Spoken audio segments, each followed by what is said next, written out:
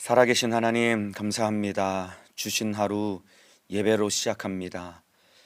때를 따라 이른 비와 늦은 비를 주시며 하나님의 은혜로 살게 하시는 그 주님의 인도하심 따라 오늘 하루도 승리할 수 있도록 인도하여 주옵소서. 주님이 말씀하시고 우리 주님이 은혜 베풀어 주옵소서. 자격 없는 자를 세우셨으니 성령의 지혜와 지식으로 우리 주님께서 사용하여 주옵소서. 예수님의 이름으로 기도하옵나이다. 아멘. 하나님의 말씀은 야고보서 5장 1절에서 11절입니다. 야고보서 5장 1절에서 11절 말씀입니다. 성경을 찾아서 펼쳐보시길 바랍니다. 야고보서 5장 1절에서 11절 말씀입니다. 다 찾으신 줄로 알고 저는 여기서 여러분은 계신 곳에서 저와 함께 한 목소리로 합독하여 읽겠습니다. 야고보서 5장 1절에서 11절입니다. 시작. 들으라 부한 자들아, 너희에게 임할 고생을 인하여 울고 통곡하라. 너희 재물은 썩었고 너희 옷은 좀 먹었으며 너희 금과 은은 녹이 슬었으니 이 녹이 너희에게 증거가 되며 불같이 너희 살을 먹으리라. 너희가 말세에 재물을 쌓았도다. 보라, 너희 밭에 추수한 품꾼에게 주지 아니한 삭시 소리 지르며 추수한 자의 우는 소리가 만군의 주의 귀에 들렸느니라. 너희가 땅에서 사치하고 연락하여 도살의 날에 너희 마음을 살찌게 하였도다. 너희가 옳은 자를 정죄하였도다. 또 죽였도다. 그는 너희에게 대항치 아니하였느니라. 그러므로 형제들아, 주의 강림하시기까지 길이 참으라. 보라, 농부가 땅에서 나는 귀한 열매를 바라고 길이 참아 이른 비와 늦은 비를 기다리나니 너희도 길이 참고 마음을 굳게 하라. 주의 강림이 가까우니라. 형제들아, 서로 원망하지 말라. 그리하여야 심판을 면하리라. 보라, 심판자가 문 밖에 서 계시니라. 형제들아, 주의 이름으로 말한 선지자들로 고난과 오래 참음의 본을 삼으라. 보라, 인내하는 자를 우리가 복되다 하나니 너희가 욥의 인내를 들었고 주께서 주신 결말을 보았거니와 주는 가장 자비하시고 긍휼히 여기는 자시니라. 아멘. 야고보서 5장 1절에서 11절 말씀을 중심으로 인내하는 자에게 주시는 복, 인내하는 자에게 주시는 복이라는 제목으로 야고보서 11번째 시간 하나님의 말씀을 나누도록 하겠습니다. 야고보서 5장은 이제 마지막 장입니다. 이 마지막 장에 야고보서는 마지막 때를 사는 성도임을 일깨우는 표현이 여기 등장하게 됩니다. 5장에 보면은 이 성도들이 마지막 때를 살고 있음을 일깨우는 표현들이 등장하고 있는데 3절에 보면은 너희가 말세에 재물을 쌓았도다. 여기 보면은 말세에라는 표현이 등장하고요. 8절에 보면은 주의 강림이 가까우니라. 그리고 9절에는 심판자가 문 밖에 서 계시니라. 이러한 표현들이 마지막 때가 임박했음을 일깨우는 표현인데 5장 마지막에 이런 표현들이 등장하고 있습니다. 그렇기 때문에 이 당시에 제자들도 마지막 때가 임박했음을 알고 신앙생활했던 사람들입니다. 그래서 오늘 본문 5장 1절에서 11절은 마지막 때를 사는 성도들이 가져야 될 마음가짐과 태도에 대해서 말하고 있는데 바로 두 가지입니다. 첫 번째는 욕심 부리지 말라. 그리고 두 번째는 인내하라입니다.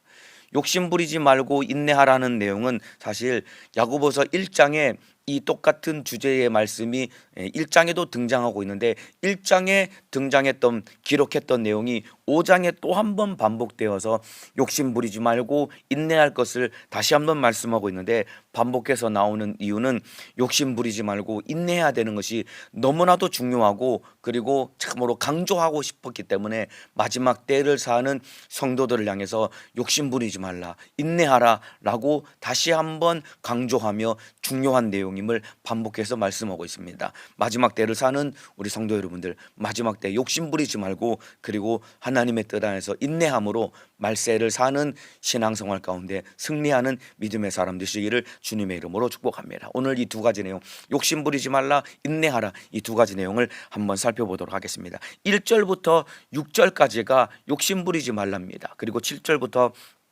11절까지가 인내하라라는 말씀인데 1절부터 살펴보도록 하겠습니다. 들으라 부한 자들아, 너희에게 임할 고생을 인하여 울고 통곡하라. 부자들에게 경고하는 말씀입니다. 부자들이 돈이 있고 돈이 많으면은 이 편하고 좋을 텐데 왜 고생하고 통곡하라고 왜 그렇게 경고했을까요? 돈이 있으면은 편하고 좋은데 왜 그들이 고생하고 통곡하게 될까요? 그 이유는 무엇이냐면은 돈이 내 영혼을 구원하지 못하기 때문에 그렇습니다. 들으라 부한 자들아. 부한 자들은 돈이 많은 자들인데 이들은 늘 행복하고 즐겁고 편하게 살 것인데 이들이 결국은 고생할 것이고 결국은 울고 통곡하게 될 것임을 경고한 이유는 돈이 내 영혼을 구원하지 못하기 때문에 그렇습니다. 여기서 말하는 부한 자들은 물론 돈을 많이 가지고 있는 사람들을 의미할 수도 있겠지만은 여기서 말하는 부한 자들은 돈 때문에 하나님을 잃어버린 자들을 의미하는 겁니다. 무조건 돈 많은 사람들이 나쁜 사람이고 무조건 돈 많은 사람들이 심판받는 게 아닙니다. 돈이 많건 적건 돈 때문에 하나님을 잃어버린 자들이 바로 여기서 말하고 있는 부자들인 것입니다. 돈을 사랑하고 돈을 의지하며 사는 사람들이 여기서 경고하고 있는 부한 자들인 것입니다. 여러분, 돈은 잘 써야 할 대상이지 내가 사랑하고 의지할 대상이 아닙니다. 돈뿐만이 아닙니다. 돈뿐만이 아니라 애쓰고 노력해서 내가 바라고 소원하는 것을 얻게 되어서 만족해하는 사람들이 있습니다. 그런데 그 대신에 하나님을 잃어버린 사람들이 있는데 이 사람들이 바로 여기서 말하고 있는 부자와 같은 자들입니다. 애쓰고 노력해서 내가 원하고 바라고 소원하는 것들을 얻고 이룬 사람들이 있습니다. 그런데 그것을 얻고 이룬 다음에 만족해하는 마음 때문에 하나님을 잃어버렸다고 한다면 그 사람들이야말로 부자와 같은 자들입니다. 예를 들면 그렇죠. 꽤나 많은 사람들이 그래도 내 인생 이 정도면 살만하지 라고 하면서 스스로 만족해하며 살아가는 사람들이 많이 있습니다.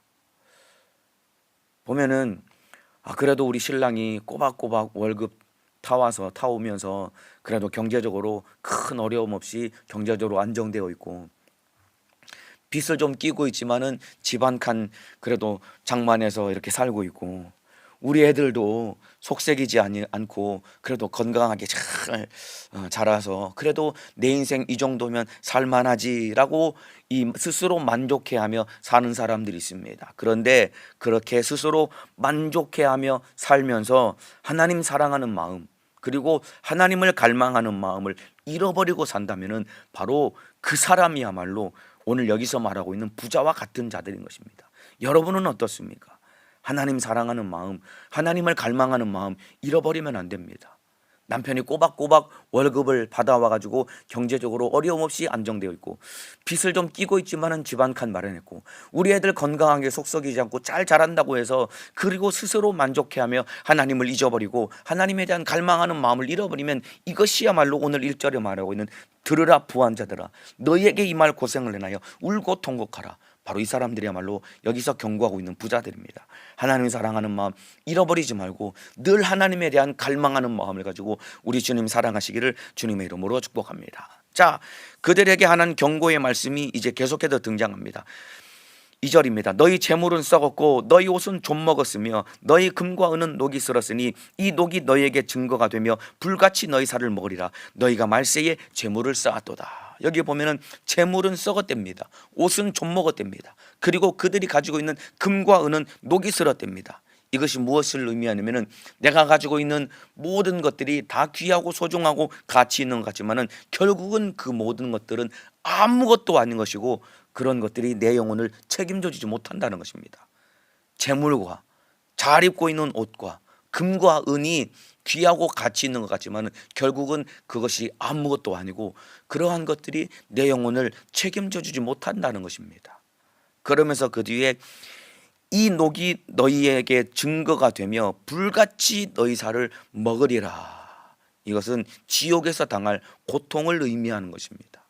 이것들을 의지하고 재물과 옷과 화려한 옷과 금과 은을 모으기 위해서 열심히 살고 그것 가졌기 때문에 만족해하며 살았지만 그것이 내 영혼을 책임져 주지 못하고 결국은 그것이 그 모든 것들이 내 살을 불같이 먹을 것이라는 겁니다. 결국은 지옥에서 당할 고통을 의미하는 것입니다.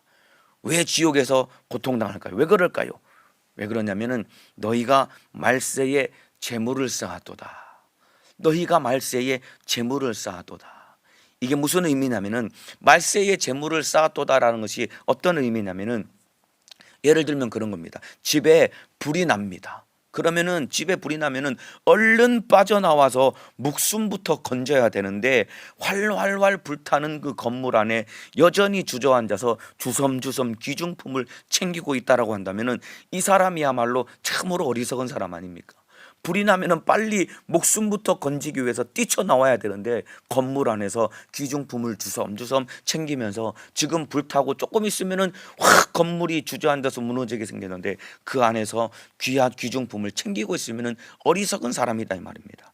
이와 같이 마지막 때에 내 욕심을 채우는데 정신이 팔려가지고 예수님을 잃어버린 사람들의 어리석음을 책망하는 것입니다. 이것이 바로 너희가 말세에 재물을 쌓았도다. 마지막 때에 내 욕심 채우느라 너희가 정신이 팔렸구나. 예수님을 잃어버렸구나. 그런 어리석음을 책망하고 있는 것입니다. 여러분, 마지막 때에 예수님 붙들어야 됩니다. 마지막 때에 예수님 붙들어야 됩니다. 여러분, 모든 일을 열심을 다해 최선을 다하되 예수 안에서 해야 됩니다. 그리고 예수님 때문에 해야 됩니다. 마지막 때가 되었다고 뭐 직장도 그만두고 학교에서 공부도 안 하고 다 때려치고 교회만 와서 앉아있으라는 얘기가 아닙니다. 마지막 때에 예수님을 붙들라라는 의미는 모든 일을 최선을 다해서 열심히 하되 예수 안에서 그리고 예수님 때문에 할 수 있어야 되는 겁니다. 자동차 바퀴가 달려있죠. 자동차 바퀴가 그 축을 중심으로 바퀴가 돌아가야 자동차가 굴러갈 수 있고 목적지에 도달할 수 있는 겁니다. 자동차가 축을 중심으로 돌면은 아무리 빨리 돌려도 사고가 나지 않고 목적지에 잘 도착할 수 있는 겁니다. 그런데 바퀴가 축을 딱 벗어나는 순간 바퀴가 여기저기 굴러가서 튀게 되면은 결국은 사고 나고 큰 문제가 생기는 것과 똑같습니다. 우리가 인생을 열심히 살아야 됩니다. 돈 많이 버세요. 직장생활 열심히 하시길 바랍니다. 학교에서 우리 학생들은 공부 열심히 해서 좋은 대학을 가고 기왕이면 좋은 직장에 취업하고 그리고 시집장가 가서 열심히 사시길 바랍니다. 그런데 그 모든 일이 예수 안에서 예수님 때문에 해야 되는 것입니다. 마지막 때 말세에 너희가 재물을 쌓았도다. 이 말은 예수님을 잃어버린 채 분명한 목적을 잃어버린 채 사는 어리석은 인생, 우리 인생을 책망하는 것이다 이 말입니다. 예수 안에서 모든 것을 승리하기를 주님의 이름으로 축복합니다. 자, 4절에 보면은 보라 너희 밭에 추수한 품꾼에게 주지 아니한 싹시 소리 지르며 추수한 자의 우는 소리가 만군의 주의 귀에 들렸느니라. 1절에서 말하고 있는 들으라 부한자들아, 이 부한자들이 저지른 또 하나의 잘못을 여기서 지적하고 있습니다. 부자들이 저지른 또 하나의 잘못, 예수님을 잃어버린 채 이 재물을 쌓은 것이 잘못이기도 하지만은 또 하나 부자들이 저지른 잘못은 무엇이냐면은 부정한 방법으로 재물을 축적했기 때문에 그렇습니다. 그 부정한 방법이 무엇이냐면은 품꾼에게 싹쓸 일한 품삯을 주지 않고 재물을 모은 겁니다. 얼마나 욕심이 많았으면은 자기 밑에서 일하는 품꾼이 일을 했으면은 일한 만큼 싹을 줘야 되는데 그 싹을 주지 않고 내가 움켜쥐고 있는 겁니다. 그것까지 모아가지고 부자가 되었기 때문에 너무나 욕심을 많이 부렸고 한마디로 말하면 부정한 방법으로 재물을 축적한 것입니다. 여러분, 정당하게 땀을 흘려서 일해서 부자가 되는 것은 죄가 아닙니다. 여러분들, 부자가 무조건, 돈 많은 부자가 무조건 잘못이고 무조건 죄가 되는 것이 아니에요. 여러분, 농사를 지어가지고 농부가 열심히 농사를 지어가지고 30배, 60배, 100배의 소출을 거두어서 부자가 된 농부는 칭찬받아야 되는 농부입니다. 우리가 살고 있는 대한민국이 자본주의 시장경제 체제 아닙니까, 여러분들? 자본주의 시장경제 체제 안에서는 열심히 일해서 이윤을 많이 내는 것이 그것이 선한 일이고 착한 것입니다. 열심히 일해서 100배의 소출을 거둔 농부는 칭찬받아야 되는 농부인 것입니다. 그렇기 때문에 정당하게 땀을 흘려서 부자가 되는 것은 죄가 아닙니다. 그런데 문제는 무엇이냐면 남의 인생을 도적질해서 잘 먹고 잘 사는 이것이 악한 것인 것입니다. 남의 인생을 도적질해서 내가 잘 먹고 잘 사는 이것이 악한 것입니다. 그래서 4절에 보라 너희 밭에 추수한 품꾼에게 주지 아니한 싹시 소리 지르며 추수한 자의 우는 소리가 만군의 주의 귀에 들렸느니라. 남의 인생 도적질해서 잘 먹고 잘 살고 내가 하는 일 성공시켰다고 해서 그것이 칭찬받고 잘하는 것이 아닙니다. 그러게 되면은 남의 인생 도적질해서 잘 먹고 잘 살면은 내가 남에게 피해를 끼친 그 사람들이 참으로 고통당하며 울 때에 그 우는 소리 하나님이 듣고 계시다라는 것입니다. 남의 인생 도적질하면 안 됩니다. 정당한 품삯을 지불해야 됩니다. 함께 수고한 사람이 있으면은 그들의 수고한 만큼 그들의 수고한 대가를 정당하게 지불해 줄 수 있어야 됩니다. 우리 안에 있는 욕심 때문에 그렇습니다. 이렇게 뭐 남을 사람을 부리면서 사는 사람이 많지 않기 때문에 이게 무슨 말인지 잘 모르겠지만은 여러분, 이 직급이 올라가고 소위 말해서 내가 사장이 되면은 이러한 욕심은 얼마든지 내 속에 들어올 수 있는 겁니다. 우리 대부분은 사장이 되지 않고 종업원이기 때문에 이러한 욕심을 우리가 알지 못하겠지만은 사장이 되면은 나도 모르게 이 욕심이 들어오게 되는 겁니다. 하다못해 월급을 조금이라도 미뤄서 늦게 주면은 은행에 돈이 많이 있으면은 이자가 불어나기 때문에 요즘에는 그렇지 않겠지만은 예전에 나쁜 사장님들은 들었습니다. 이렇다고 하는 얘기를 들었습니다. 월급을 조금이라도 늦게 주어서 통장에 이 잔고가 많으면은 이자가 많이 부니까 그렇게 했던 사람들이 있다라고 합니다. 그래서 어떤 목사님은 그렇게 얘기하는 얘기를 들었습니다. 교회에 헌금 많이 할 생각하지 말고 종업원들에게 차라리 이 월급을 많이 주라고 그렇게 말씀하시는 얘기도 들었습니다. 이와 마찬가지입니다. 부정한 방법으로 재물을 쌓는 것이 이것이 하나님 앞에 악한 것입니다. 자, 5절에 보면은 너희가 땅에서 사치하고 연락하여 도살의 날에 너희 마음을 살찌게 하였도다. 도살의 날에 너희 마음을 살찌게 하였도다. 욕심 많은 이 부자를 가축에 빗대어서 표현한 말씀입니다. 욕심이 많은 부자를 가축에 빗대어 말씀하신 것인데, 여러분, 집에서 잡아먹기 위해서 키우는 이 소나 돼지는 밥을 잔뜩 먹여서 살을 잘 찌웁니다. 그래서 소나 돼지들은 죽음이 기다리는 것을 모른 채 마구 먹으면서 제 살을 찌우지요. 마지막 때에 말세에 재물을 쌓아두는 부자가 이와 같다라는 것입니다. 하나님의 심판이 있음을 알지도 못한 채 재물을 쌓아놓는 욕심 많은 부자가 이와 가축과 같은 어리석은 자다 이 말입니다. 여러분, 욕심을 내어버려야 됩니다. 주님 오시는 날이 도살의 날이 되어서는 안 됩니다. 내 영혼의 구원의 날이 되어야 됩니다. 그렇게 되기 원하시면 아멘 하시겠습니다. 주님 오시는 날이 여러분 나에게 도살의 날과 같은 그런 무서운 날이 되어서는 안 되는 것입니다.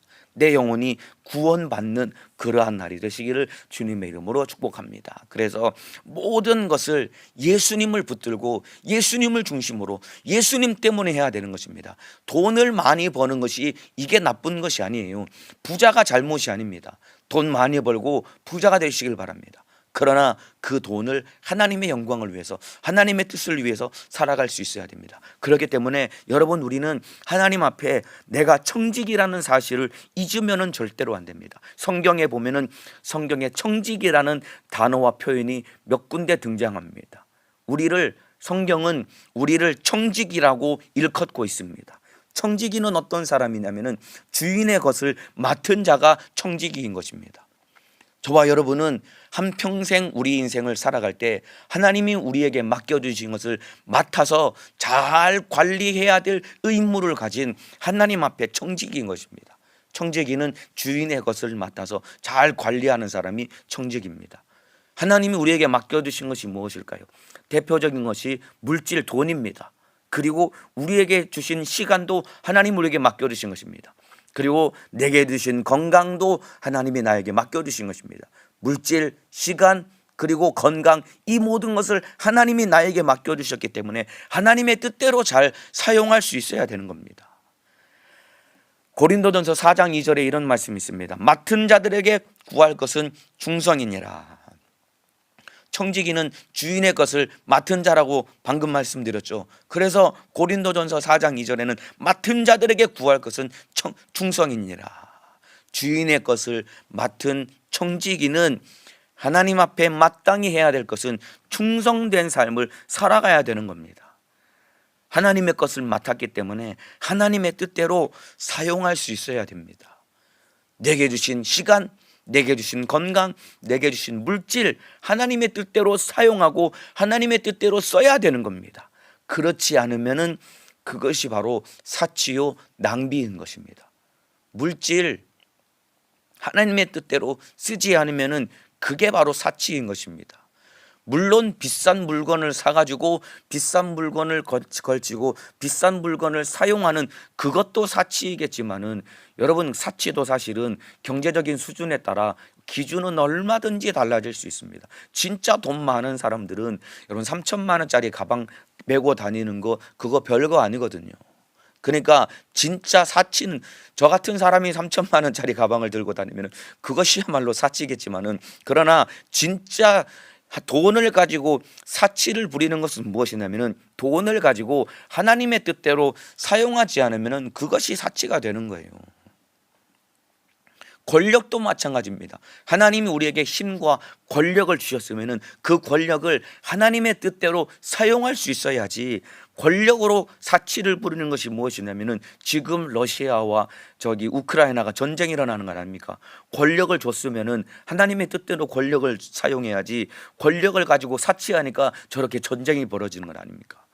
이와 마찬가지입니다. 우리에게도 힘이 주어지고 그리고 권력이 주어진다고 한다면 그 권력을 가지고 하나님의 뜻을 이루는데 사용을 해야지, 권력과 힘을 가졌기 때문에 남을 무시하고 짓밟아서는 안 되는 것이다 이 말입니다. 또 있습니다. 시간도 하나님이 우리에게 주셨기 때문에 시간을 하나님의 뜻대로 가치 있게 사용해야지, 시간도 낭비하면 그것도 사치인 것입니다. 얼마든지 기도할 수 있고 얼마든지 성경 읽을 수 있고 얼마든지 주님의 뜻대로 살 수 있는데 게으르고 나태해서 기도하지 않고 성경 읽지 아니하고 참으로 영혼을 섬기지 아니하고 주님 뜻대로 살지 않는다면 그것이야말로 시간을 가지고 사치하는 겁니다. 대부분의 성도님들이 부자가 아니기 때문에 돈으로 사치하는 것은 잘 없겠지만은, 우리가 시간은 각자에게 24시간 똑같이 주어졌습니다. 그런데 똑같이 주어진 시간, 하나님의 뜻대로 살지 않으면 시간 가지고 여러분들이 사치를 부리는 겁니다. 우리가 시간 가지고 얼마나 많이 사치를 부립니까? 시간, 우리 하나님 앞에 사치해서는 안 됩니다. 하나님의 뜻대로 사용당하지 않는 모든 것들이 다 사치인 것입니다. 다 낭비인 것입니다. 그리고 하나님이 우리에게 재능을 주셨습니다. 그리고 하나님 우리에게 직분을 맡겨주셨습니다. 하나님이 나에게 주신 재능, 하나님의 뜻대로 하나님의 영광을 위해 사용해야 되고, 내게 주신 직분이 있는데 그 직분을 가지고 주님 뜻을 이루고 주님의 주를 위해서 살아야 되는데 그렇게 살지 않는 그것 또한 다 사치다 이 말입니다. 재능과 직분을 가지고 사치하고 계시다면 돌이켜야 됩니다. 이런 사람들이 다 부자인 것입니다. 여기서 말하는 들으라 부한 자들아, 너희에게 이 말 고생을 인하여 울고 통곡하라. 돈만 많은 부자가 아니라 하나님이 나에게 얼마를 주셨든, 하나님이 나에게 얼마만큼의 힘을 주셨든, 하나님이 나에게 주신 시간, 하나님이 나에게 주신 재능과 직분, 하나님의 뜻대로 사용하지 않는 모든 것들이 다 하나님 앞에 사치고 낭비 부리는 것이다 이 말입니다. 하나님의 영광을 위해 이웃을 사랑하기 위해 살 수 있는 믿음의 사람 되시기를 주님의 이름으로 축복합니다. 자, 그리고 여러분, 부한 자들, 힘 있는 사람들이 반드시 잊지 말고 꼭 기억해야 될 것은 무엇이냐면은 내 위에 더 큰 상전이신 하나님이 계시다라는 것을 잊어버려서는 절대로 안 되는 겁니다. 에베소서 6장 9절에 이런 말씀이 있습니다. 상전들아, 너희도 저희에게 이와 같이 하고, 여기서 말하는 상전들은 노예를 부리는, 종들과 노예를 부리는 주인을 의미합니다. 그러니까 자기 밑에 노예를 부리니까 그 상전이 얼마나 하늘과 같은 존재이겠습니까? 그런데 그 상전들을 향해서 하나님이 말씀하시는 내용입니다. 상전들아, 너희도 저희에게 이와 같이 하고 공갈을 그치라.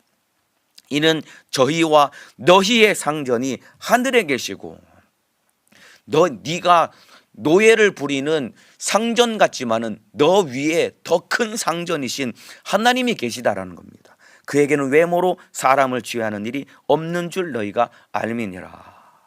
공갈을 그치랍니다. 상전들아 너의 위에 하나 진짜 상전이신 하나님이 계시기 때문에 공갈을 그치라는 겁니다. 여기서 말하는 공갈은 억압과 협박을 말하는 겁니다. 그리고 공갈을 그치라라는 말은 함부로 대하지 말라는 거예요. 함부로 대하지, 막말하고 함부로 대하지 말라는 겁니다. 왜냐하면 너의 위에도 상전이신 하나님이 계시기 때문에 너나 네 종이나 하나님 앞에서는 똑같은 종이야. 그러니까 네가 함부로 네 밑에 있는 사람이라고 해서 함부로 대하지 마라고 하나님이 말씀하고 계시는 겁니다. 그러니까 겸손해야 되는 겁니다. 하나님 앞에. 자, 6절입니다. 너희가 옳은 자를 정죄하였도다. 부자들이 옳은 자를 정죄했다는 것입니다. 여기서 옳은 자는 땀 흘려 정직하게 일한 사람을 말하는 겁니다. 또 죽였도다. 그는 너희에게 대항하지 아니하였느니라. 부자들이 옳은 자를 정죄하고 죽였다라는 것은 부당하게 대우했기 때문에 그들에게 큰 어려움을 끼쳤다라는 것입니다. 그러면 여기서 말하는 부당하게 대우를 받은 사람들이 누구냐면은 바로 7절 이하에, 여기서 7절에 보면은 형제들아라는 표현이 나오죠. 바로 부당하게 대우를 받은 사람들이 바로 예수 믿는 형제들을 의미하는 겁니다. 그렇기 때문에 저와 여러분들이 욕심 부려서는 절대로 안 되는 겁니다. 한번 따라해 주시면 좋겠습니다. 욕심 부리지 말라. 한 번만 더 큰 목소리로 따라해 주시면 좋겠습니다. 욕심 부리지 말라. 마지막 때 욕심 부려서는 안 되는 겁니다. 자, 이제 7절부터 11절까지는 이제 고난 가운데 우리가 해야 될 일을 말씀하고 있는데 바로 인내하라입니다. 처음에 말씀드렸죠. 마지막 때를 살고 있는 성도들을 향해서 두 가지 말씀, 욕심 부리지 말고 두 번째는 인내하지 말 것을 말씀하고 있다고 제가 처음에 말씀을 드렸습니다. 고난 가운데 우리가 해야 될 일은 인내해야 됩니다. 7절입니다. 그러므로 형제들아 주의 강림하시기까지 길이 참으라. 보라, 농부가 땅에서 나는 귀한 열매를 바라고 길이 참아 이른 비와 늦은 비를 기다리나니, 고난 가운데 우리가 해야 될 일에 대해서 인내하라라고 말씀하고 있습니다. 그러면서 인내하는 사람들의 대표적인 예로 누구를 들었냐면 농부를 들고 있습니다. 인내하는 사람의 대표적인 예로 농부를 들고 있는데, 여러분, 농부는 이른 비와 늦은 비를 기다리며 인내하는 사람이 바로 농부인 것입니다. 왜냐하면 농사는 비가 와야 농사를 지을 수 있기 때문에 농부는 인내하며 비가 오기를 기다렸다가 때가 되면은 농사를 짓는 것이다, 이 말입니다. 이와 같이 저와 여러분도 하나님의 은혜를 잘 기다리라는 것입니다. 여기서 말하는 이른 비와 늦은 비는, 이른 비는 보통 이스라엘에서 10월 달쯤에 내리는 비입니다. 10월 달쯤에 이른 비가 내리면은 그때 이제 씨를 뿌리게 되는 겁니다. 그러니까 이른 비는 씨 뿌리를 준비를 하게 하는 비인 것입니다. 그리고 늦은 비는 보통 4월에서 5월 달쯤에 내리는 비인데, 이 비가 내리면은 이 추수 전에 이제 열매를 맺게 하는 비가 바로 늦은 비인 것입니다. 그러니까 이른 비가 내리면은 씨를 뿌리고 늦은 비가 내리고 나면은 열매를 거두게 되는 겁니다. 이와 같이 농부는 농사를 짓때 농부가 할 일은 씨를 뿌리고 거두는 일뿐인 것이지, 하나님의 은혜인 이른 비와 늦은 비가 와야지만이 농사를 지을 수 있는데, 농부는 이 하나님의 은혜를 기다렸다가 때가 되면은 이 농사를 지어서 하나님의 뜻을 이룬다라는 것입니다. 이와 같이 저와 여러분도 때를 따라 주시는 하나님의 은혜를 기다려야 되는 겁니다. 마지막 때에 큰 환난과 핍박과 어려움이 있지만은, 그러나 그 가운데서도 주의 강림하시기까지 길이 참으라라고 하는 것은 환난과 핍박과 마지막 때에 임박했을지라도 하나님은 이른 비와 늦은 비를 내리시듯이 우리에게 은혜를 주시기 때문에 그 은혜를 참고 기다리기만 한다면은 하나님의 은혜 가운데 마지막 때에 우리가 믿음을 지키고 인내하며 주님의 신부가 될 수 있다라는 것입니다. 그렇기 때문에 은혜가 임할 때까지 기다려야 됩니다. 자, 그런데 또 한 가지 중요한 것은 무엇이냐면은, 은혜가 임할 때까지 기다려야 되지만은 하나님의 은혜가 우리에게 임하게 되고, 그리고 기회가 왔으면은 반드시 움직이고 하나님의 뜻대로 행해야 되는 겁니다. 은혜가 임하고 우리에게 기회가 왔다라고 한다면은 반드시 움직이고 하나님의 뜻대로 행해야 되는 겁니다. 인내만 하고 움직이지 않는 것은 게으른 것입니다. 아까 말씀드렸죠. 이른 비가 내리면은 씨를 뿌려야 된다라고 말씀을 드렸죠. 이른 비는 씨 뿌릴 준비를 하게 하는 비입니다. 그리고 늦은 비는 열매 맺게 하는 비가 바로 늦은 비입니다. 그러니까 농부가 이른 비가 내리면은 이제 씨 뿌릴 기회가 왔다라는 것을 알고 이제 농부가 움직여서 씨를 뿌려야 되는 겁니다. 그리고 늦은 비가 내리면은 이제 추수할 때가 되었구나, 열매를 거둘 때가 되었구나 라는 것을 알고 때가 되면 열매를 거둬서 추수를 해야 이제 먹고 살고 농사 열매를 거둘 수 있는데, 비는 이른 비와 늦은 비가 차곡차곡 때를 따라오는데 농부가 때가 돼도 뿌리지 않고 때가 돼도 거두지 않으면은 그 농부는 굶어 죽게 되는 것과 똑같이, 여러분 하나님의 은혜가 임했음에도 불구하고 우리가 게으르고 나태해서 움직이지 않고 행하지 않는다면은 그것이야말로 어리석은 겁니다. 때문에 저와 여러분이 인내와 게으름을 잘 분별해야 됩니다. 인내만 하고 움직이지 않는 것은 게으른 것입니다. 여러분, 인내하는 것과 게으른 것은 겉으로 보기에는 둘 다 똑같습니다. 인내도 마찬가지죠. 인내도 아무것도 하지 않고 하나님의 때를 기다리기 때문에 아무것도 하지 않고 가만히 있는 것처럼 보입니다. 게으른 것도 아무것도 하지 않고 가만히 있는 것처럼 보이기 때문에 겉으로 보기에는 인내와 게으름이 똑같은 것처럼 보입니다. 그런데 인내와 게으름은 다른 것입니다. 분별할 수 있어야 됩니다. 여러분은 지금 인내하는 사람입니까? 아니면 게으른 사람입니까? 하나님의 은혜가 내게 임하고 기회가 왔으면 움직여야 됩니다. 은혜가 임했고 기회가 왔음에도 불구하고 움직이지 않으면 그 사람이 게으른 사람인 것이고, 그러면 하나님의 뜻을 이룰 수 없습니다. 여러분은 지금 인내하고 있는 사람입니까? 아니면 게으름에 발목 잡혀 있는 사람입니까? 잘 분별해야 됩니다. 기회가, 은혜가 왔으면 움직일 수 있어야 됩니다. 며칠 전에 어느 청년에게 전화를 했습니다. 요즘 계속 집에서만 예배를 드리길래 전화를 했습니다. 야, 이제 너 교회 와서 예배 드릴 때가 되지 않았니? 교회 와서 예배 드려. 제가 이거 이런 거 저런 거 때문에. 야, 그거 다 너 핑계야. 이제 교회 와서 예배 드려 라고 한참 동안을 그 사람의 사정과 얘기를 듣고 또 잘 설득을 했습니다. 그랬더니 마지막에 생각이 바뀌어서 그럼 제가 이제 교회 가서 예배를 드리겠습니다 라고 하는 얘기를 들었습니다.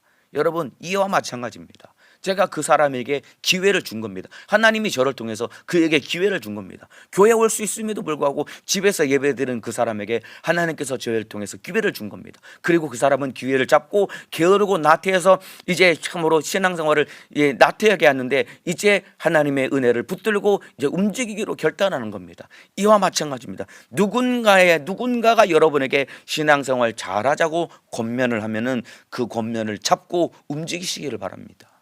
은혜가 임했고 기회가 왔음에도 불구하고 가만히 앉아 있으면 안 됩니다. 은혜가 임하고 이른 비와 늦은 비가 내리면은 이제 때가 됐음을 알고 움직이고 하나님의 은혜 가운데 행해야 되는데, 은혜가 임했음에도 불구하고 아무것도 하지 않으면은 그 사람이야말로 어리석은 것입니다. 하나님의 은혜를 인내하며 기다리고 하나님의 은혜가 임했을 때는 즉각적으로 움직이며 순종해서 게으른 사람이 아니라 인내하며 주님의 뜻을 이루는 믿음의 사람 되시기를 주님의 이름으로 축복합니다. 여러분, 우리가 참으로 마지막 때에 큰 환난과 고난 가운데 인내하고 참아도 되는 이유는 왜 그러냐면은 예수님이 반드시 오시기 때문에 그렇습니다. 그 내용이 8절입니다. 너희도 길이 참고 마음을 굳게 하라. 주의 강림이 가까우니라. 너희도 길이 참고 마음을 굳게 하라. 주의 강림이 가까우니라. 길이 참고 마음을 굳게 해도 되는 이유는, 참고 인내해야 되는 이유는 예수님이 반드시 오시기 때문입니다. 예수님이 오시면은 선악간에 심판을 하십니다. 여러분, 우리 억울하게 사는 것 같고 우리가 부당한 대우를 받으며 사는 것 같지만은 예수님이 오시면은 모든 것을 다 아시는 그분께서 선악간에 반드시 심판을 하시게 됩니다. 여러분이 인내한 사람인지 아니면 게으른 사람인지 주님은 반드시 알고 계신다 이 말입니다. 주님이 오시면은 반드시 선악간에 심판이 있기 때문에 여러분 참고 인내하는 사람 되시기를 주님의 이름으로 축복합니다. 게으른 사람 되지 말고 인내하는 사람, 주님의 은혜가 임하면은 즉각적으로 순종하며 움직일 수 있는 사람 되시기를 주님의 이름으로 축복합니다. 자, 이제 9절입니다. 형제들아, 서로 원망하지 말라. 그리하여야 심판을 면하리라. 보라, 심판자가 문 밖에서 계시니라. 우리가 마지막 때에 고난 가운데 인내해야 되는데, 인내하는 우리의 마음을 일순간에 와르르 무너뜨리는 것이 있습니다. 그것이 무엇이냐면 바로 원망입니다. 인내하고 참고 기다려야 되는데, 인내하는 마음, 참는 마음, 기다리는 마음을 한순간에 확 무너뜨리는 것이 무엇이냐면 바로 원망입니다. 그래서 서로 원망하지 말랍니다. 고난당할 때 절대로 해서는 안 되는 것이 원망입니다. 그런데 힘들고 어려우니까 나도 모르게 불평불만과 짜증과 원망이 마구 솟아오르는 것 아닙니까? 우리가 말로도 생각으로도 원망해서는 안 됩니다. 이스라엘 백성들이, 출애굽한 이스라엘 백성들이 광야에서 40년간 고생하다가 다 죽었던 이유는 원망했기 때문에 그런 거예요. 인내해야 되는데 원망했기 때문에 이스라엘 백성들이 광야에서 다 죽은 겁니다. 이와 같이 저와 여러분도 고난당할 때 원망해서는 절대로 안 되는 겁니다. 그러면은 왜 원망하게 될까요? 원망하는 이유는 무엇일까요? 남 탓하기 때문에 그렇습니다. 9절에 형제들아 서로 원망하지 말라. 서로 원망하지 말랍니다. 원망은 누구를 향해서 하냐면은 서로 원망하지 말라고 하기 때문에 남을 향해서 원망하고 있는 겁니다. 바꿔 말하면은 남 탓하는 겁니다. 남 탓하기 때문에 서로 원망하고, 서로 원망하기 때문에 인내하지 못하고 망하게 되는 겁니다. 남 탓하면 안 됩니다. 우리는 어리석기 때문에 잘 되는 것은 내 탓이고 안 되는 것은 남 탓을 하는 것이 우리도 모르게 내 속에 깔려있는 마음입니다. 잘 되는 것은 내가 잘했기 때문에 나 때문에 잘 된 것 같아. 그런데 안 되는 것은 저놈 때문에, 저 사람 때문에 지금 안 되는 것 같은 생각이 우리 속에도 듭니다. 그렇기 때문에 너 때문에 지금 안 되는 거야, 네가 이렇게 안 하니까 안 되는 거야 라고 자꾸만 남 탓하고 남을 탓하게 되면은 서로가 서로를 향해서 원망하는 마음이 생기게 되고, 그것이 서로에게 죄가 되는 겁니다. 남 탓하는 것 비겁한 겁니다. 남 탓하지 말고 모든 문제의 원인은 내 속에 있음을 알고 원망하면 안 됩니다. 너무나 힘들고 어려우면은 내 모습을 들여다보고 하나님 앞에 무릎 꿇을 수 있는 믿음의 사람 되시기를 주님의 이름으로 축복합니다. 인내할 때 인내하는 마음을 일순간에 무너뜨리는 것이 원망이라고 했습니다. 원망하지 말고 남 탓하지 말고 참으로 주님 은혜 붙들고 승리하시기를 바라겠습니다. 자, 10절입니다. 형제들아 주의 이름으로 말한 선지자들로 고난과 오래 참음의 본을 삼으라. 주의 이름으로 말한 선지자들, 여기에 바로 구약시대에 이 고난당했던 선지자들을 의미합니다. 이들이 남 탓하지 않았습니다. 다 하나님께서 맡겨주신 사명을 감당하기 위해서 고난당하며 인내하다가 그리고 하나님의 뜻을 이루고 참으로 사명을 잘 완수했던 사람들이 바로 구약시대 선지자들입니다. 주의 이름으로 말한 선지자들로 고난과 오래 참음의 본을 삼으라. 구약시대 선지자들을 바라보면서 너희도 저와 저희들과 같이 고난 가운데 인내하는 사람이 되라라고 명령하고 있습니다. 여러분, 구약시대 선지자들이 다 고난당하고 다 비참한 죽음을 맞이했습니다. 이사야 선지자는, 우리가 잘 알고 있는 대표적으로 몇 명만 예를 들면, 이사야 선지자는 마지막 최후에 어떤 죽음을 맞이했냐면 톱으로 몸을 켜가지고 몸이 두동강이가 되어서 죽었습니다. 산 사람을 톱으로 몸을 켜는 겁니다. 얼마나 고통스러웠겠습니까? 그런데 톱으로 몸을 켜서 두동강이가 되어서 죽었습니다. 그러면서도 인내하며 주님의 뜻을 이루었습니다. 호세아라는 선지자는 음란한 여자 고멜을 아내로 맞이해서 평생 그 여인과 살았습니다. 그 여인이 3명의 자식을 낳았죠. 그런데 그 3명의 자식이 호세아를 통해서 낳은 자식이 아니에요. 3명의 자식이 다 아버지가 다 달라.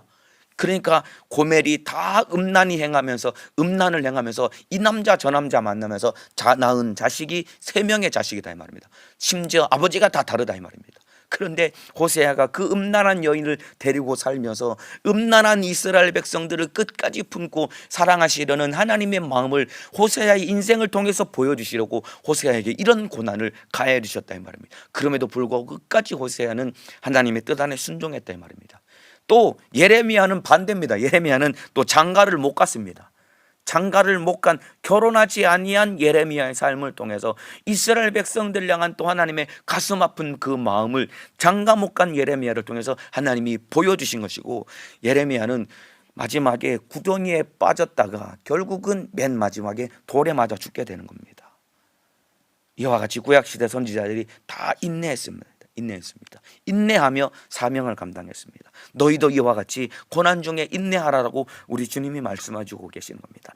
마지막 11절 읽어드리고 마치겠습니다. 보라, 인내하는 자를 우리가 복되다 하나니 너희가 욥의 인내를 들었고 주께서 주신 결말을 보았거니와 주는 가장 자비하시고 긍휼히 여기는 자시니라.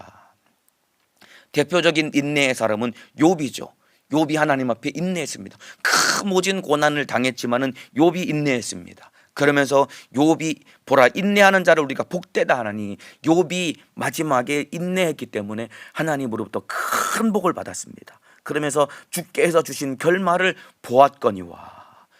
여러분, 주께서 주신 결말, 욥기서의 결말이 무엇이냐면은 욥기서 42장 5절에서 6절이 마지막 욥기서의 결말입니다. 제가 읽어드리겠습니다. 내가 주께 대하여 귀로만 듣기만 하였사더니 이제는 눈으로 주를 배움나이다. 그러므로 내가 스스로 화나고 티끌과 제 가운데 회개하나이다. 이게 바로 욥이 얻은 복입니다. 욥이 얻은 복이 무엇이냐면 내가 주께 대하여 귀로만 듣기만 하였사더니 이제는 눈으로 주를 배움나이다. 욥은 고난 가운데 인내하면서 하나님을 더욱더 깊이 알게 되었다는 것입니다. 귀로만 듣던 하나님, 이제 눈으로 보게 되었다는 것입니다. 고난 가운데 인내하니까 눈으로 하나님을 보게 되며 하나님을 더욱더 깊이 알게 되었다는 것입니다. 그리고 그러므로 내가 스스로 화나고 티끌과 제 가운데서 회개하나이다 뿐만 아니라, 욥은 고난 가운데 인내하면서 하나님을 더욱더 깊이 알게 될 뿐만 아니라 또한 더욱더 진실한 회개를 하는 사람이 되게 되었다는 것입니다. 하나님을 더욱더 깊이 알게 되고 더 진실한 회개를 하는, 이것이 욥에게 주신 결론이고 주께서 말씀하신 결말인 것입니다. 욥에게 주신 복이 재산이 2배가 되었고, 그리고 또 더 예쁜 아내를 맞이해서 더 참으로 이 예쁜 자식들을 낳고 행복하게 잘 살았다. 이게 욥의 결말이 아니고 욥에게 주신 복이 아닙니다. 고난 가운데 인내함으로 하나님을 더욱더 깊이 알게 되고 더 진실한 회개를 통해서 하나님과 더욱더 가까워진, 이것이 바로 욥에게 주신 고난을 통해 주신 복인 것입니다. 그래서 오늘 제목이 인내하는 자에게 주시는 복이 오늘 제목인데, 여러분, 인내하는 자에게 주시는 복은 하나님을 더욱더 깊이 알게 되고 더 진실한 회개를 통해서 하나님과 더욱더 가까워지게 된다는 것입니다. 욕심 부리면 눈이 어두워지게 됩니다. 나 스스로를 알지 못해서 내가 망하는데도 망하는지도 모른 채 살다가 망하게 되는 것입니다. 이와 같이 욕심 부리면 눈이 어두워지지만은 고난 중에 인내하게 되면은 하나님을 더욱더 깊이 알게 되고 나를 볼 수 있게 되는 것입니다. 저와 여러분도 고난 가운데 인내함을 통해 더 진실한 회개를 하며 하나님을 더욱더 깊이 알아가는 믿음의 사람 복을 누리시기를 주님의 이름으로 축복합니다. 기도하겠습니다. 아픈 사람은 아픈 곳에, 문제가 있는 사람은 가슴에 손을 얹겠습니다. 하나님, 마지막 때를 살고 있는 우리를 향해서 욕심 부리지 말라고 했습니다. 그리고 고난 가운데 인내하라고 했습니다. 욕심 부리면 내 눈이 어두워지지만은 고난 가운데 인내하게 되면은 하나님을 더욱더 깊이 알게 되고 내 모습을 들여다보고 회개하며 주님께 더욱더 가까이 나아갈 수 있겠사오니, 우리 주님 욕심을 버리고 인내하며 하나님을 더욱더 알고 내 모습을 들여다보고 주님께 더욱더 가까이 가며 예수 사람 될 수 있도록 우리 주님께서 은혜를 베풀어 주옵소서. 그런 악한 원수는 우리 속에서 욕심 부리게 만들고 인내하지 못하게 만들게 만들어서 원망하게 만들고 남 탓하게 만듭니다. 이러한 원수는 떠나가게 도와주옵소서. 나사렛 예수님의 이름으로 명하노니 욕심 부리게 만들고 인내하지 못하게 만들고 남 탓하게 만들고 원망하게 만드는 못된 원수 귀신아, 예수님의 이름으로 명하노니 떠나갈지어다. 질병 가지고 떠나갈지어다. 가난 가지고 떠나갈지어다. 문제 가지고 떠나갈지어다. 예수님의 이름으로 명하노니 떠나갈지어다. 떠나갈지어다. 떠나갈지어다. 떠나갈지어다. 떠나갈지어다. 우리 성도들 영육간의 강건함으로 지켜보져 내리시고 한 사람도 코로나에 감염되지 않게 하시고 오늘 하루도 욕심을 버리고 인내하며 주님 뜻 이루게 도와주옵소서. 주의 사자도 강건하게 사용하여 주옵소서. 두 손 높이 들고 주여 삼창하고 기도하시겠습니다. 주여, 주여.